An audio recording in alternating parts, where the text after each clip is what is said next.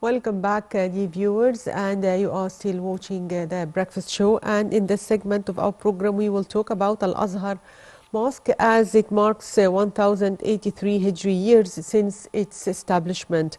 And now we are delighted to be joined over the phone by Dr. Mohamed Saleh Al Azhar Sharif, scholar. Good morning.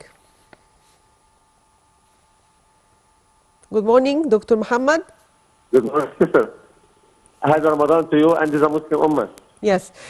So, sir, as Al Azhar is marking its 1083 Hijri years anniversary since its establishment, can you shed more light on the history of the Fatimid during dynasty? بسم الله الرحمن الرحيم. In the beginning, I say to you, هذا Ramadan, and may Allah subhanahu wa ta'ala to bless Egypt and all Muslims all over the world. When we talk about the history of Al Azhar and his great history, we have to know that Al Azhar is the same on the same path of the teachings of Prophet Muhammad sallallahu and the teachings of the Quran, and you are following the teachings of Prophet Muhammad sallallahu. This is firstly. Al Azhar first established to be Shiite school and a place for spreading Shia sect and so on all over the world. But Allah subhanahu wa ta'ala used it to be Sunni in the same path of the teachings of Prophet Muhammad sallallahu alaihi wasallam. For the Egyptian people, when they found the truth from the first time when Amr ibn al-As came to Egypt with Muslims and the companions, those who have died in Egypt and their graves in Egypt, and many scholars, as the Imam Shafi'i has buried in Egypt. All of these things made Al Azhar and Egyptians to be in the path of Prophet Muhammad sallallahu alaihi wasallam. And Al Azhar has gathered the Muslim Ummah, Egyptians first, and all Muslim Ummah to be on the truth. Al Azhar played an important role for gathering Muslims all over the world. As you see, when you enter the mosque or Al Azhar Mosque, you find rooms or different rooms. Al-Ruwaq, Al-Abbasi, Al-Ruwaq, Al-Ruwaq Al-Atrak, Ruwaq Al-Magharib, Al-Ruwaq. This is a place as a small school in which the students going from Turkey, from Morocco, from different countries to stay in this room to put their luggages and study in the middle of Al-Azhar, in the place, courtyard of Al-Azhar. And when they finish, they back to this room. This school, there were many columns in the mosque, Al-Azhar Mosque. Beside every column, there were different scholars. Every scholar in his subject explaining his material, whether in Arabic, in history, in geography, in math, and so on. Al-Azhar not only teaching Islamic sciences, but they were open. They had open vision in a different language, different subjects, as math, history, geography, Arabic language, and so on. Till the beginning of the last century, the past century,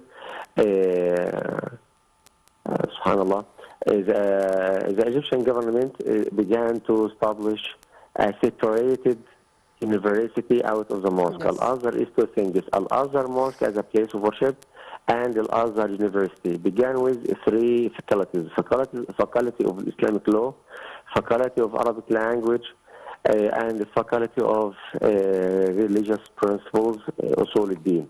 These were the first three faculties established at Al-Azhar in a separated building. And in the meantime, the Egyptian government established a separated campus, place in which the students live in, whether from Egypt or from different countries. Now, over than 50,000 students came from different countries, from about 100 countries. They came to study in Al-Azhar university, an institute, and back to their countries as scholars. Many of them, mashallah, now they are teachers, judges in their countries, and one of them is as the head of his state, the president of his state. maybe Yes. Maldives. This means that Al-Azhar has an important role of spreading the true Islam, the Sunni Islam, and so on. The oldest university in the world is Al-Azhar Mosque. Can you tell me more about the architecture of Al-Azhar Mosque and to what extent it reflects that era? Again, your question, please, sister.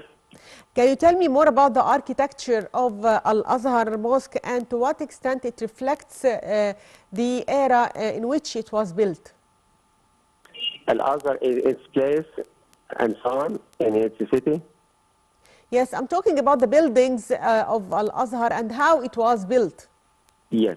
Al-Azhar Mosque, when we talk about the beginning, Yes. when the rulers of Egypt found that Al-Azhar has an important role in the heart of the Egyptian people and all over the world, everyone used to add a new vision, new view, or to add or to be seen in the Al-Azhar Mosque.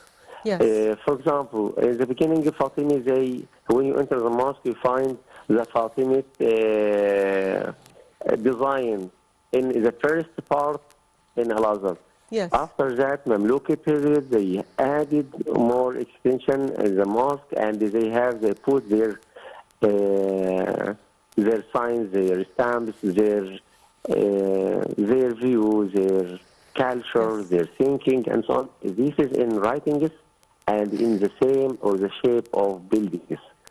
This is number two. After that, the modern age, Muhammad Ali and so on, and even the modern time, every ruler used, and every age, every scholar used to add a new thing in the other mosque to be seen in the mosque and to see that I am with you, I am from this mosque. Even Yes. in the time of different revolutions, Al-Azhar played an important role in the political role or politics and so on, to be hand in hand by Egyptians. Even Christians, they enter the Al-Azhar Mosque to be with Muslims, Egyptian Christians and the Muslims in Egypt. They gathered together from Al-Azhar Mosque to face the invaders of Egypt. Yes. I'd like, Even, yes. yes, yes, Dr. Mohammed. Even the invaders of Egypt, when they wanted to destroy the Egyptian revolution, they entered the Azhar Mosque by their horses and so on.